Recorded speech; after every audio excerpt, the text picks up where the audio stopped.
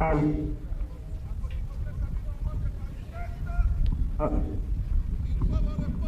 Est-ce que toyokani? Akoki kopesa bino mbote na loboko, mais biso nyonso tokoloba ne jamais trahir le Congo.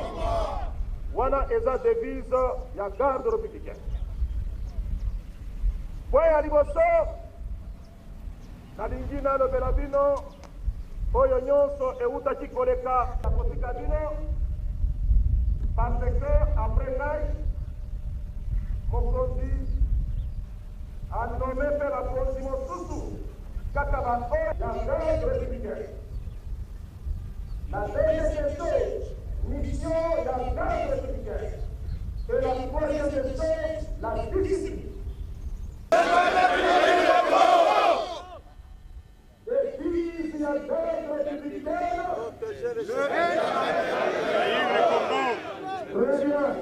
Devise la garde républicaine, ne jamais trahir vos présidents. Voilà. Nazofikira bino devise wana. Isika nyonso elemo ya garde républicaine azali, eloko wana ekitanga mutu. Jamais nakoki kotrahir mon président. Ozotambola kolekela baacte na yo. Oza na sigile kolekisa bakambo te, kotrankase population te, kolakisa soki nini te, parce que oza élément oyo soki bamoni na balabala bamoni déjà président de la République. Donc vous n'avez pas droit à l'erreur. Devise wana ezeke kosalela yango et non pas seulement la moko.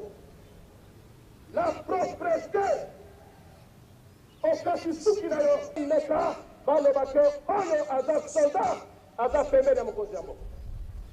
Ici toyokani ya mibale la mission de la garde républicaine eloko oyo etikala lokola chapelet chaque jour d'été sécuriser les commandants suprêmes, sa famille, ses actes de marque, ses biens, jusqu'au sacrifice de l'unité nyonso ya garde républicaine. Bino nyonso bosali corps moko. Ces actes de marque, ntango bapalela yo basola, esala koproteger eza yo.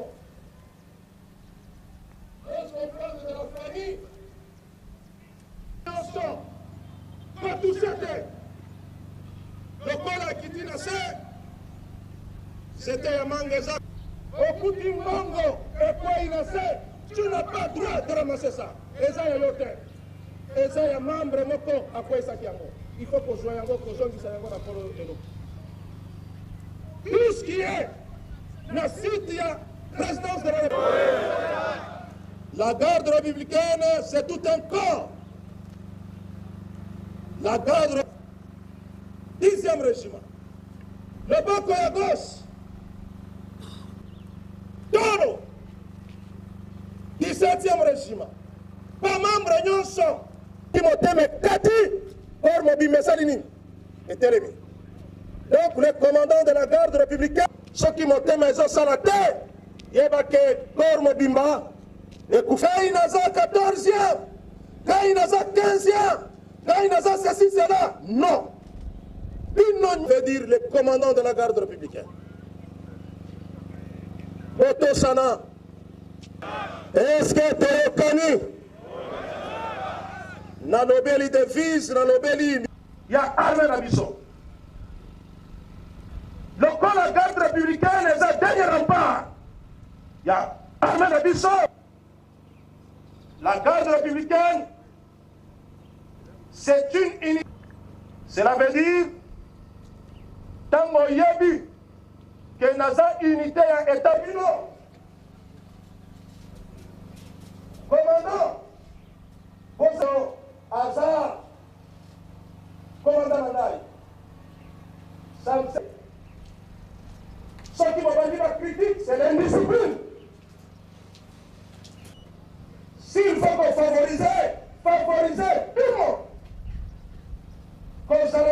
parti primaire. Tani, nande comme Soussou, respect Ezala. Est-ce que tu es gagné? La divagation, il n'y a pas. C'est la propreté. Quand tu demandes pour l'ailleurs, et ça, la façon de pouvoir t'aller.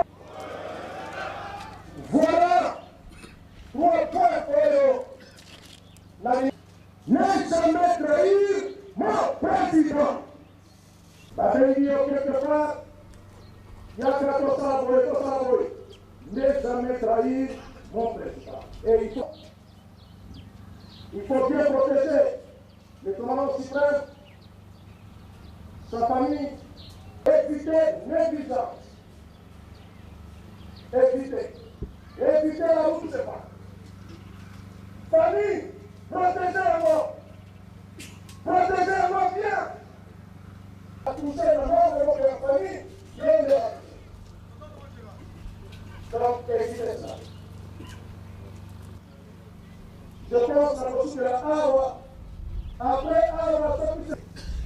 Après, voilà pour le mélange après. La suite de Awa. En attendant, arriver à la proposition. J'ai dit.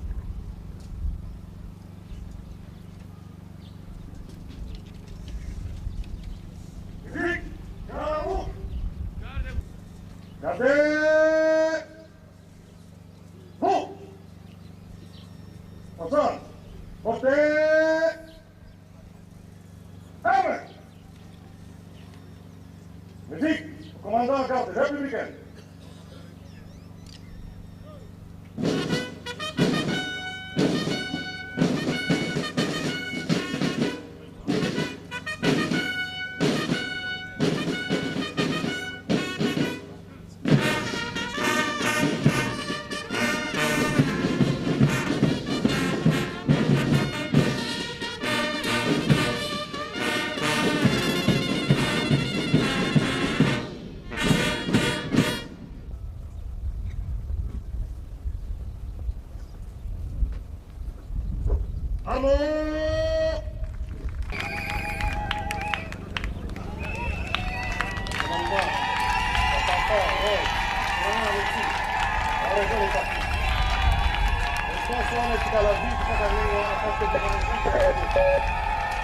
Exécution.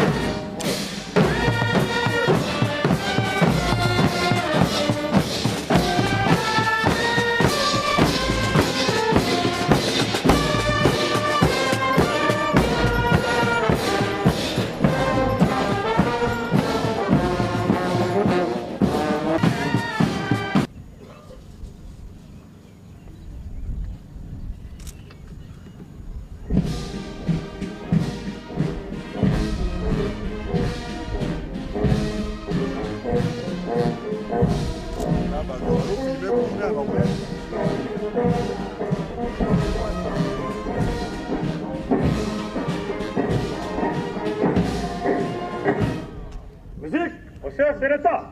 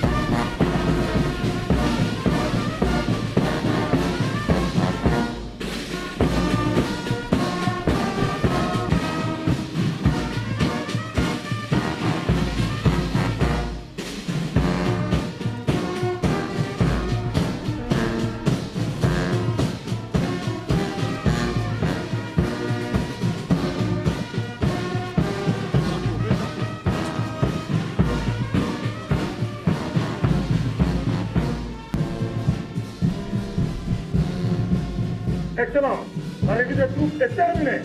À l'avant.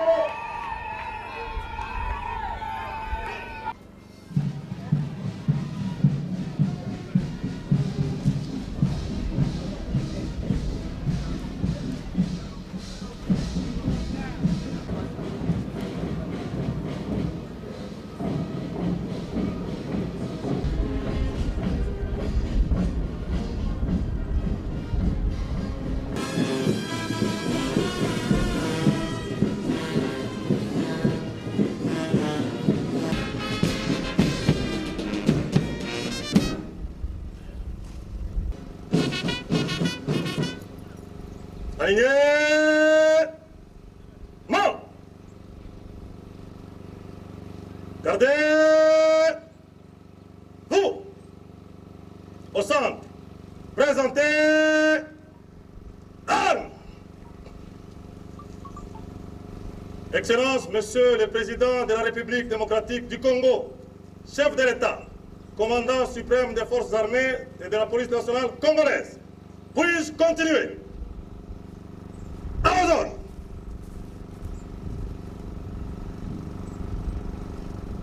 Armes.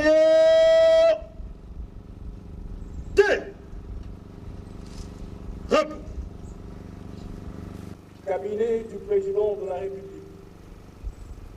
Ordonnance numéro 28. Vu la Constitution, telle que modifiée par la loi numéro 11, par 002, du 20 janvier 2011, organique numéro 11, par 012, du 11 août 2011, portant organisation et fonctionnement de la République démocratique du Congo, spécialement en ses articles 1er, 2, 3, 8, par 002, du 7 janvier 2022, portant organisation et fonctionnement du gouvernement, modalités des collaborations entre le Président de la République et le gouvernement 2021, portant nomination d'un Premier ministre, vu l'ordonnance numéro 21, par 012, du 12 avril, la garde républicaine.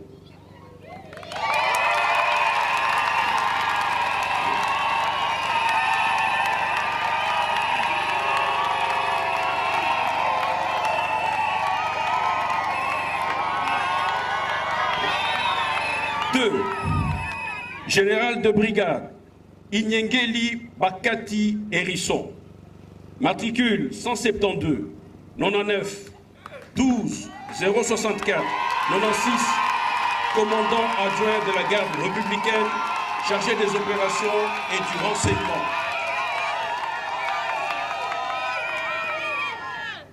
Trois, général de brigade, Moulumba Kabanangi Désiré, matricule 167, 97, 27, 594, 31, commandant adjoint de la garde républicaine chargé de l'administration et de la logistique. Toutes les dispositions antérieures contraires à la présente ordonnance. Article 4. Le Premier ministre et le ministre de la Défense nationale et anciens combattants sont chargés le 15 octobre 2022. Le cabinet du président de la République, Guilain Liembo Lisa, directeur de cabinet. Pour le salut, salut. Main fixe. Demi-tour à gauche. Réponds.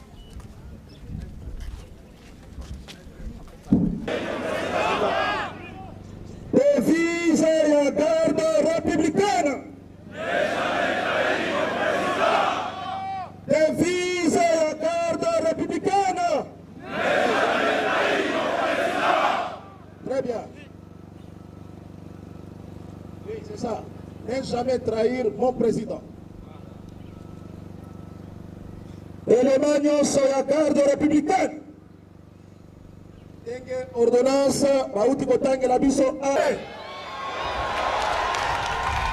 Boyebi général Moulouba. Boyebi colonel Maloba Eric. À dater d'aujourd'hui, commandant officier supérieur, subalterne. Commandant lelo, botosa bango, na maenyo so bakoloba na bino. Est-ce que tu as gagné? Non. Est-ce que tu as gagné? Unité nyonso ya garde républicaine, votre... Est-ce que tu as gagné les sous? Notre devise. Notre devise, ne jamais trahir le président. Merci.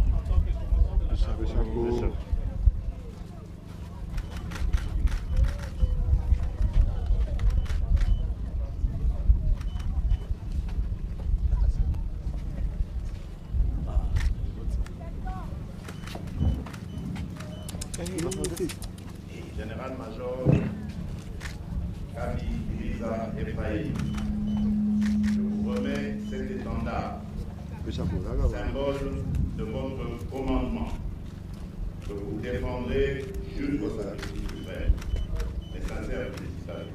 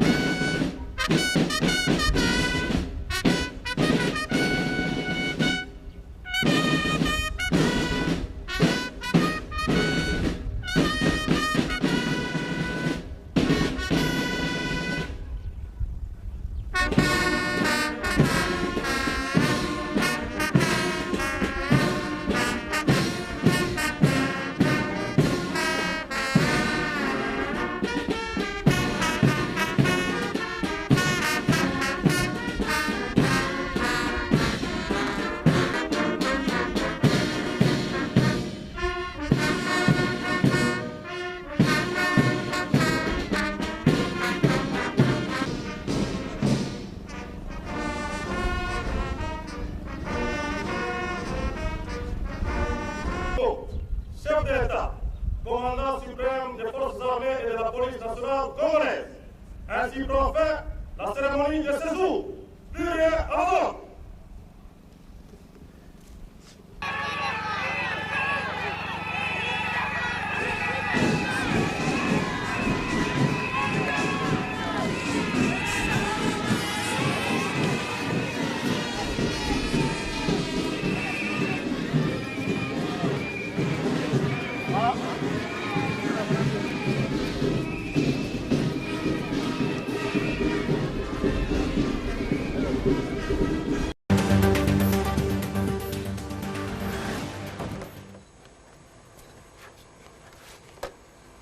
Compte rendu de la 72e réunion du Conseil de ministres. Le président de la République, chef de l'État, Félix Antoine Tshisekedi Tshilombo, a présidé ce vendredi 7 octobre 2022 par visioconférence la 72e réunion du Conseil de ministres. 5 points étaient inscrits à l'ordre du jour, à savoir 1. Communication du président de la République, chef de l'État. 2. Point d'information. 3. Approbation d'un relevé des décisions du Conseil de ministres. 4. Examen et adoption des dossiers. 5. Enfin, examen et adoption de textes. La communication du président de la République, chef de l'État, portait sur 4 points principaux, à savoir 1. De la prise en charge humanitaire des déplacés dans les provinces de Mai-Ndombe, Kwilu et Kwango. Les conflits Yakateke qui couvrent depuis plus d'un mois dans les territoires de Kwamut a pris des proportions inquiétantes avec des pertes en vies humaines et matérielles. Cette situation inacceptable vient troubler la paix entre communautés qui ont toujours vécu en harmonie.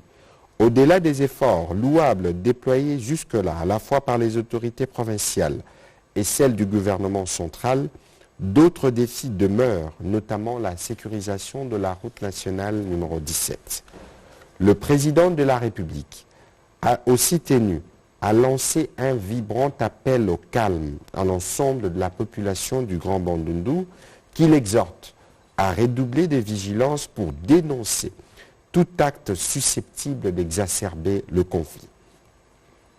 Le président de la République a en outre encouragé le ministre des Affaires sociales, Action humanitaire et solidarité nationale, d'activer rapidement un plan de gestion des flux migratoires et impacts sociaux comme réponse rapide et efficace pour une prise en charge d'urgence.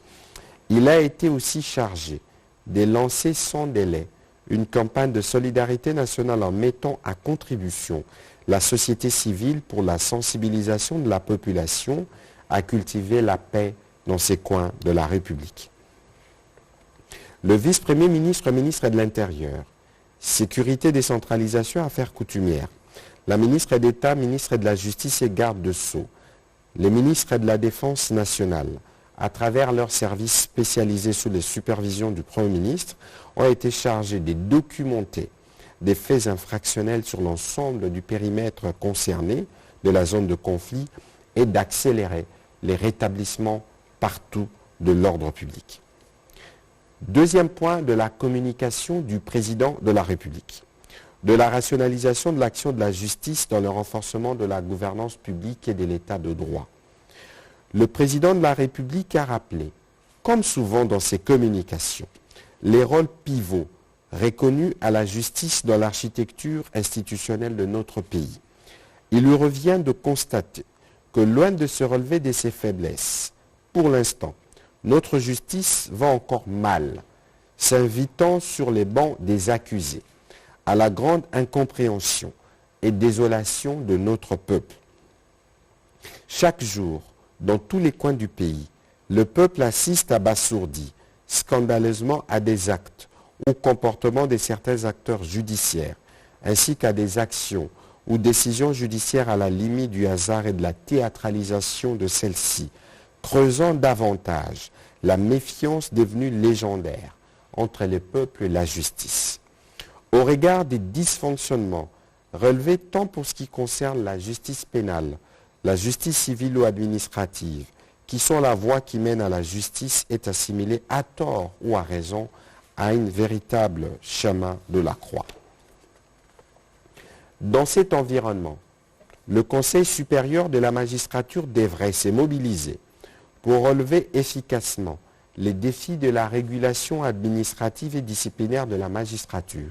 C'est une interpellation du président de la République. Le président de la République entend aussi y veiller dans le cadre de ses prérogatives constitutionnelles, car face à une telle situation, c'est lui qui devient, pour la population en danger et désespérée, comptable ou coupable de cette inaction ou de l'action désarticulée de la justice. Sans enfreindre à l'indépendance constitutionnelle du pouvoir judiciaire, qui, bien plus qu'un droit exclusif pour le magistrat, est une garantie reconnue pour les justifiables d'avoir une justice impartiale.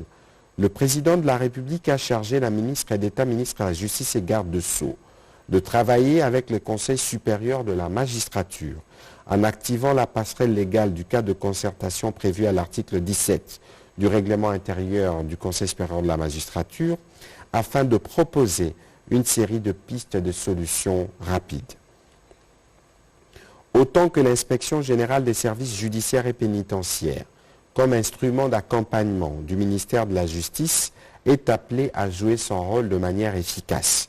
Il va sans dire que si le problème est structurel, une évaluation s'avère capitale et doit conduire à une révisitation de mécanismes légaux ou même institutionnels afin d'insuffler à la justice un souffle nouveau.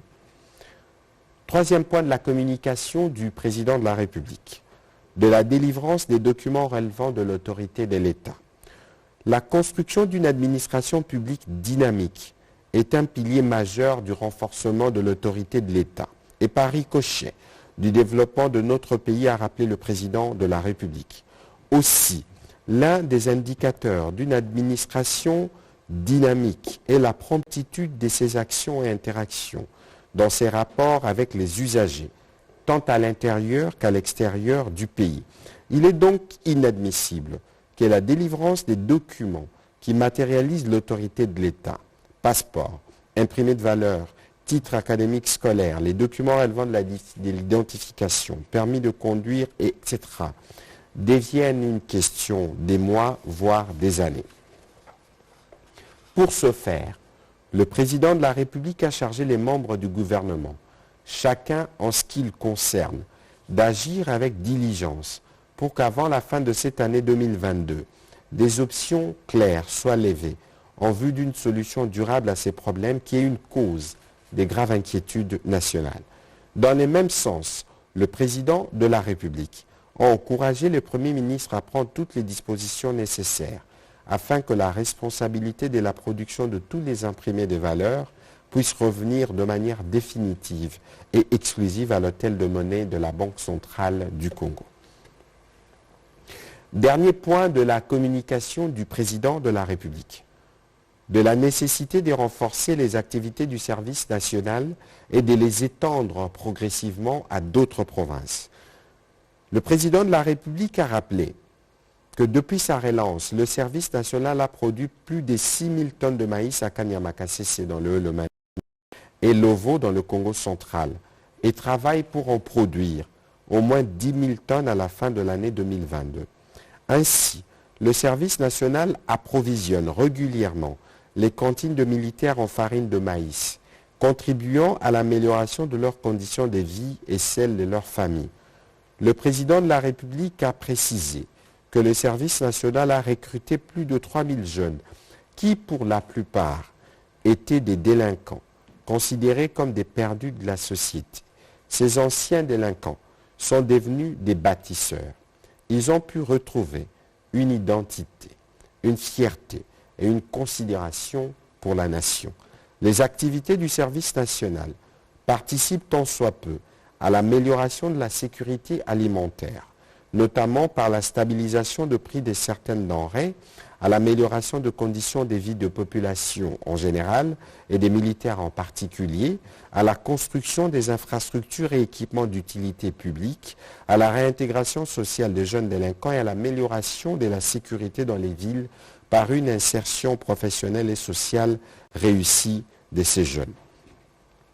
D'où a-t-il insisté la nécessité de renforcer les dites activités et de voir le service national se déployer à travers toutes les provinces de la République dans le meilleur délai.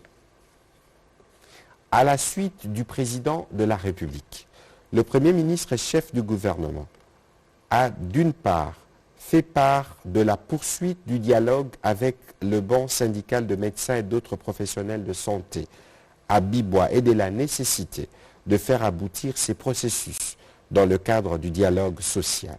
Et d'autre part, il a fait l'économie du programme de développement local de 145 territoires qui atteint son point culminant. Pour ce qui concerne le programme de développement local de 145 territoires, celui-ci est rentré dans une phase décisive de sa mise en œuvre avec la signature cette semaine de contrats de marché entre la CFF et les sociétés congolaises qui ont gagné les différents contrats. Le président de la République a, à la suite du Premier ministre, donné spécialement la parole à la vice-première ministre, ministre de l'Environnement et Développement durable, qui a fait le point au Conseil du déroulement des travaux de la pré-COP 27 qui se sont tenus du 3 au 5 octobre 2022 à Kinshasa, à la suite de travaux des scientifiques qui ont eu lieu en septembre dernier en Yangami. Cette réunion ministérielle, qui a connu la participation de plus de 53 pays et de plus de 308 experts venus de 4 coins du monde et de 5 continents, avait pour objectif de préparer la réunion de la 27e conférence de parties, proprement dite prévue au mois de novembre prochain à Sharm el-Sheikh en Égypte. En marge de ces travaux, la vice-première ministre, ministre de l'Environnement et du Développement durable, a eu des échanges en bilatéral, notamment avec John Kerry, l'envoyé spécial climat du gouvernement américain, avec qui il a été question de la mise en place effective du groupe de travail entre les deux pays, comme annoncé lors de sa visite par le secrétaire d'État américain Anthony Blinken. Avec le Brésil et l'Indonésie, il a été question de sceller les partenariats entre les 3 États pour la préservation des différents bassins. De ces travaux, il en ressort la demande pressante faite aux pays pollueurs de tenir leurs engagements. La vice-première ministre, ministre de l'Environnement et du Développement durable, a conclu son propos en rappelant que la tenue de ces travaux a consolidé la position de la République démocratique du Congo comme pays solution au changement climatique. Deuxième chapitre du Conseil de ministres de ce jour, relatif aux points d'information. 1. État et administration du territoire. Le vice-premier ministre, ministre de l'Intérieur, décentralisation, sécurité et affaires coutumières, a informé le Conseil de l'état du territoire qui reste dominé par la poursuite des opérations militaires contre le groupe terroriste, principalement dans les 2 provinces sous état de siège, mais aussi des opérations et de la situation sécuritaire dans le Grand Bandundu de manière générale et particulièrement dans les territoires de Kwamut.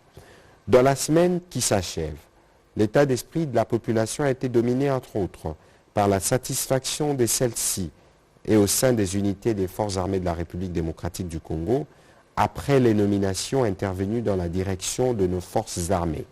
L'accalmie observée ces derniers jours entre les communautés Yaka était que dans la province du Maïndombe, l'ouverture le 3 octobre 2022 par le Premier ministre des travaux préparatoires de la 27e conférence des Nations Unies sur les climats.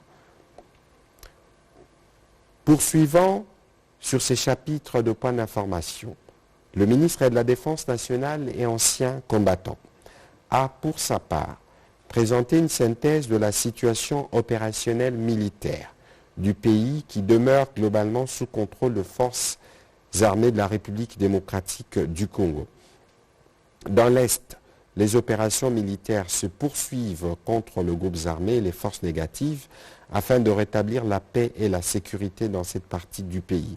À l'ouest, la situation de Kwamut dans la province du Maïndombe sous contrôle des forces de défense et de sécurité, et celle-ci s'organise pour le ratissage en direction du sud vers la province du Kwilu. Abordant le volet sanitaire, le ministre de la Santé publique, Hygiène et Prévention a présenté la situation sanitaire sur l'ensemble du territoire national, notamment la situation de la Covid-19 qui reste maîtrisée à la semaine épidémiologique 39 avec une létalité tournant autour de 1,5% et les autres statistiques. Il a rappelé le message du ministère de la Santé publique, Hygiène et Prévention appelant à la vigilance, au respect des mesures barrières et évidemment à la vaccination.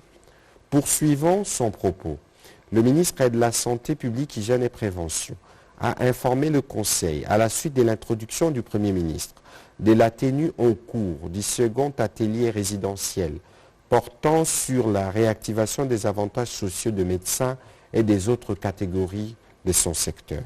Ces assises se tiennent depuis le 5 octobre 2022 à Bibois, sous l'impulsion du Premier ministre et chef du gouvernement et la supervision du vice-premier ministre, ministre de la fonction publique, modernisation de l'administration et innovation du service public qui coordonne la commission socio-culturelle du gouvernement afin de rencontrer les revendications du secteur. En outre, le ministre de la Santé publique, Hygiène et Prévention a aussi porté à la connaissance du Conseil des revendications spécifiques des autres catégories de la santé non médecins qui ont réclamé la prise en compte de leur liste à la mécanisation au salaire pour le 4e trimestre 2022.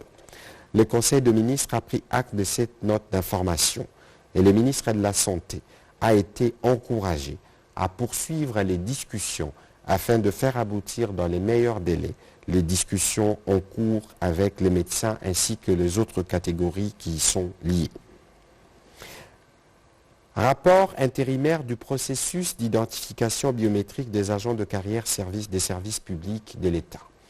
Le vice-premier ministre, ministre de la fonction publique, modernisation de l'administration et innovation du service public, a indiqué que lors de la 52e réunion du Conseil de ministres, tenue le 6 mai 2022, le président de la République, chef de l'État, avait chargé son ministère à finaliser la constitution du fichier des références de l'administration publique FRAP afin de maîtriser les effectifs et les gérer de manière efficiente. En effet, l'identification biométrique de tous les agents et fonctionnaires de l'État est une urgence sur le plan stratégique, économique et social. Elle favorisera le recrutement rationnel, réduira les saignements du trésor public et garantira la qualité de la dépense publique.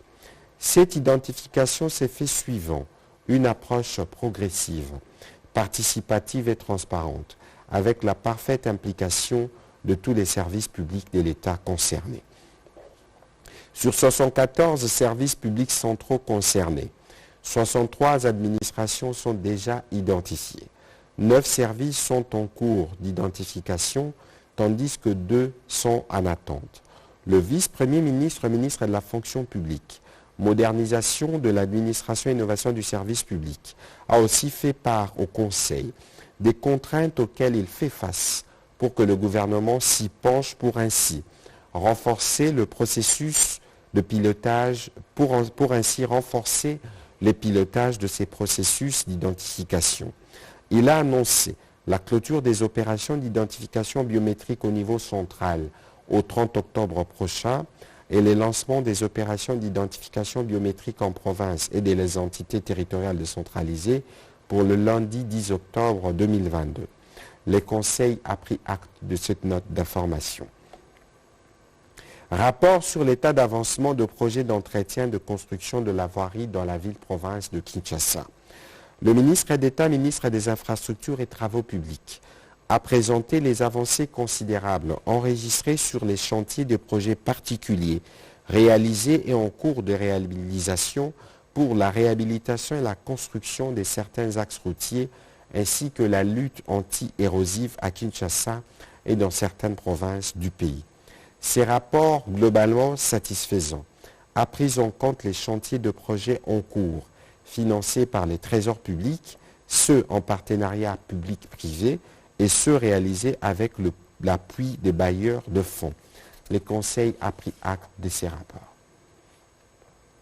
À son tour, le ministre d'État, ministre du Développement rural, a fait le point sur la mise en œuvre de l'acte uniforme relatif aux sociétés coopératives. Le ministre d'État a motivé la nécessité de voir la nomenclature de droits, taxes et redevances à percevoir par les services nationaux de coopératives et organisations paysannes au profit du Trésor public être reprise dans le projet de loi des finances 2023 dans l'objectif d'organiser rapidement les secteurs coopératifs dans notre pays. De ces faits, il a présenté au Conseil le projet de la dite nomenclature qui reprend 4 points principaux actes, à savoir la taxe sur l'immatriculation d'une coopérative, la taxe sur la délivrance du certificat d'agrément d'une coopérative, les amendes transactionnelles, etc.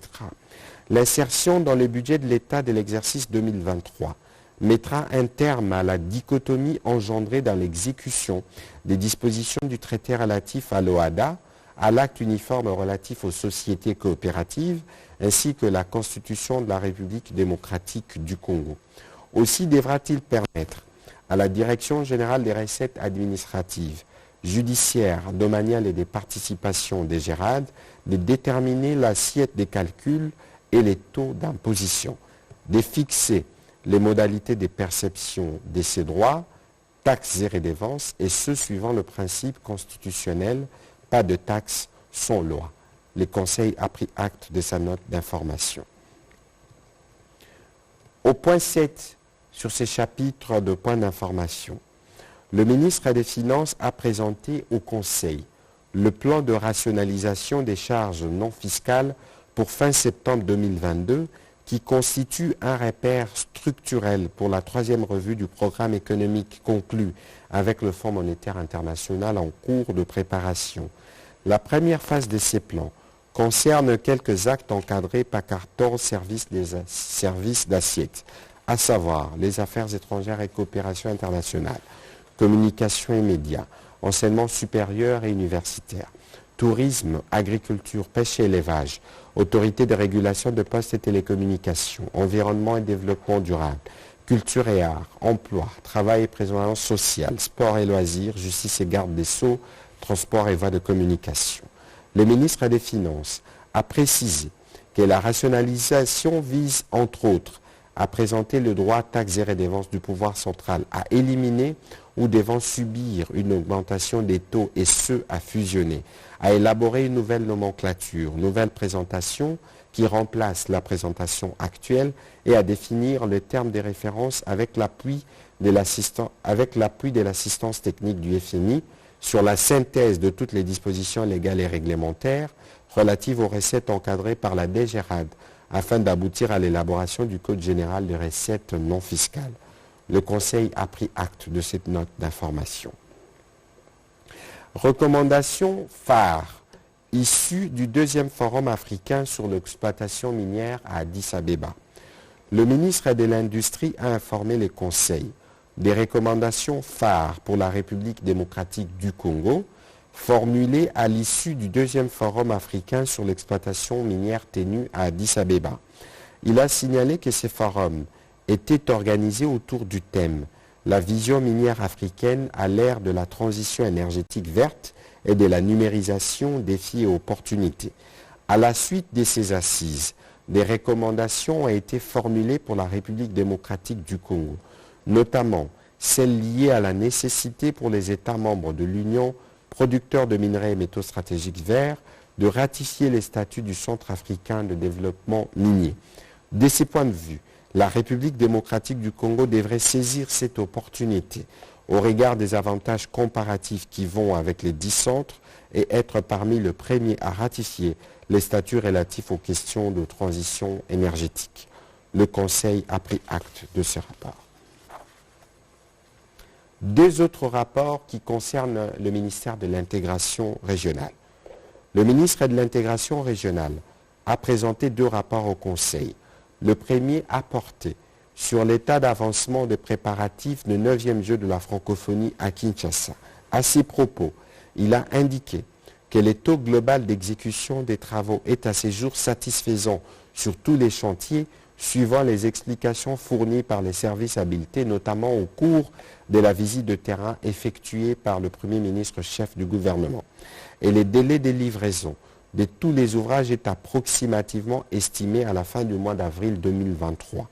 Quant au village d'athlètes, l'option de l'université de Kinshasa a été confirmée. Le second rapport a concerné la 3e session de la grande commission mixte entre la République unie de Tanzanie et la République démocratique du Congo, en vue de matérialiser la volonté exprimée par les deux chefs d'État. Ces assises ont été organisées à Dar es Salaam. À l'issue des travaux, les partis ont conclu et signé un mémorandum d'entente en matière de défense par les ministres des Défenses des deux pays respectifs. Les partis ont aussi établi une feuille de route pour des actions à réaliser pendant une période en indiquant les ministères sectoriels concernés. Le Conseil a pris acte de ces deux rapports. Et pour clôturer ces chapitres de points d'information, le ministre des Sports et Loisirs a présenté au Conseil les rapports finaux des États généraux des sports organisés à Kisontou du 29 août au 3 septembre 2022 sous le haut patronage du président de la République. Ces assises ont permis à la centaine de participants de réfléchir sur les voies et moyens pour élever ces secteurs de la vie nationale. Et les rapports qui en ressortent constituent l'ébauche sur base des indicateurs réels d'un cheminement vers le développement à court, moyen et long terme du sport congolais. Le ministre des Sports et Loisirs a clôturé son intervention en réitérant l'une des recommandations des participants relative à la mise en place d'un observatoire national de suivi et d'évaluation de l'application des résolutions dites de Mbuela en vue de la professionnalisation de la pratique du sport dans notre pays. Le Conseil a pris acte de ce rapport. Au 3e chapitre du Conseil de ministres de ce jour, relatif à l'approbation d'un relevé des décisions du Conseil de ministres, le Conseil de ministres a adopté les relevés des décisions prises lors de sa 75e réunion tenue le vendredi 30 septembre 2022. Au 4e chapitre du Conseil des ministres de ce jour, relatif à l'examen et à l'adoption d'un dossier. Situation des finances publiques. Le ministre des Finances a informé les conseils des performances enregistrées ces derniers mois dans la gestion des finances publiques.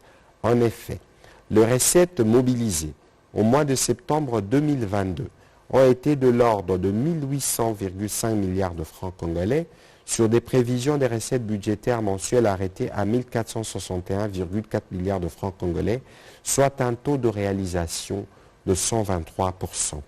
La performance des régies financières s'est raffermie davantage dans la perspective de l'atteinte de leurs assignations mensuelles. Les recettes cumulées du 1er au 30 septembre 2022 ont affiché 14 807,7 milliards de francs congolais, ce qui représente 133% de taux de réalisation par rapport aux prévisions de janvier à septembre 2022 attendues à 11.150,3 milliards de francs congolais et 101% de taux de réalisation par rapport aux prévisions annuelles de 14 790,9 milliards de francs congolais. Avec ces chiffres, le gouvernement vient de dépasser les assignations budgétaires prévues pour l'exercice 2022. La situation cumulée par les régies financières indique un taux de réalisation par rapport à leurs prévisions annuelles respectives de 130% pour la DGI, 86% pour la DGRAD et 62% pour la DGDA. En ce qui concerne les dépenses, les chiffres provisoires indiquent pour le mois de septembre 2022 un total de 1863 milliards de francs congolais contre 14 540 milliards de francs congolais en cumul annuel.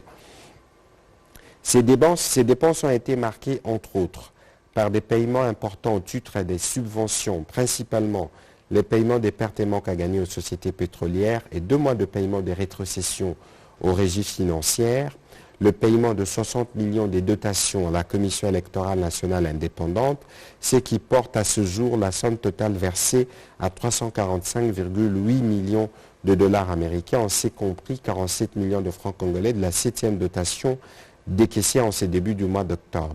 Les dépenses sécuritaires impérieuses, les dépenses d'investissement représentant 10% de toutes les dépenses en cumul annuel.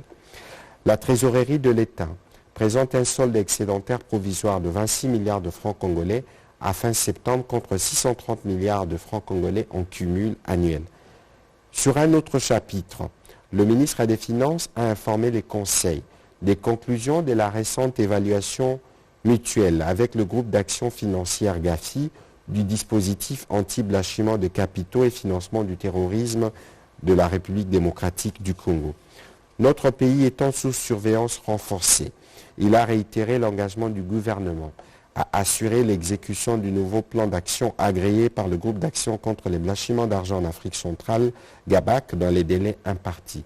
Cela a été formalisé par un courrier officiel adressé au groupe d'action financière. Le ministre des Finances a été complété à ses propos par le ministre d'État, ministre au budget. Après débat et délibération, ce dossier a été adopté par les conseils. Dernier chapitre du Conseil des ministres de ce jour, relatif à l'examen et à l'adoption de 2 projets de texte. 1.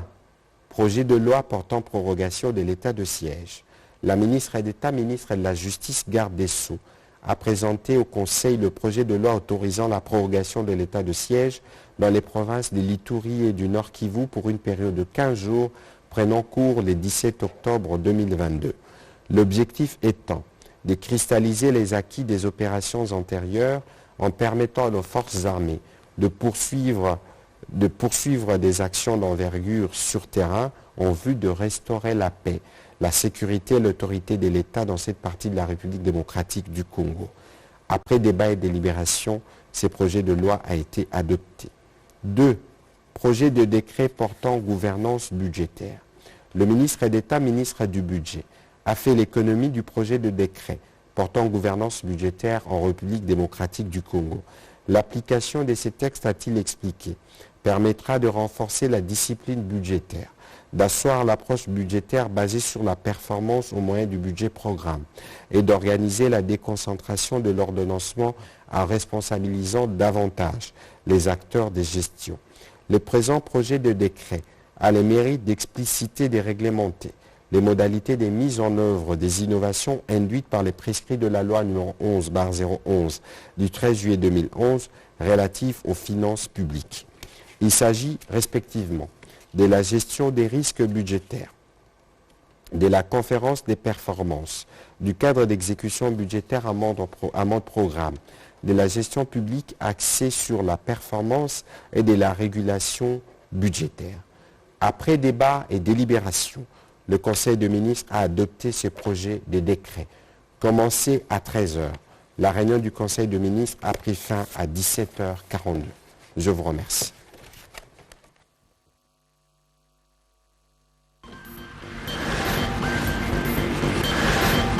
Et alimentation, oyo, MB. Eza bar ya mbenda te. Eza nde code bar lokola mokoloto. Banda lelo, mikanda nyonso ya déclaration ya mpako esengeli ezala na code bar to mikoloto oyo eza na numéro ya série. Pamba te yango nde lapisi te DGI ayebi yango pe mbongo kofuta ekokoto na kati ya kesi ya l'État. Eza ya solo. Yango bongo nani déclaration wana ya impôt oyo eza na mikoloto sokoko dabar mikolo ba code balinyi linyi tokozwa yango wapi na ba terrasse to na ba bar te mpona kusa yango eza pasi te eza na lolenge misato na téléphone na yo to smartphone ou bien ordinateur côté internet beta .dgi.gouv.cd. Comment déclaration sécurisée. Mpe pona déclaration oyo ekokani na mpako oyo osengeli kofuta ou bien oleki na ba service gestionnaire ya mpako mpe osengi déclaration oyo ezali na code barre. Woroke wana mbuka ibongi ikeji boso développement. Bongo ba entreprise oyo basalaka télédéclaration bakoki kokoba kaka na yango. Woroke télédéclaration na bandi za biso te. Mais keba déclaration ya mpako eza kaka moko. Okoki kosala yango photocopie te mpe okoki kosalela yango mbala mibale te. Message ya DGI, Direction Générale ya Impôt.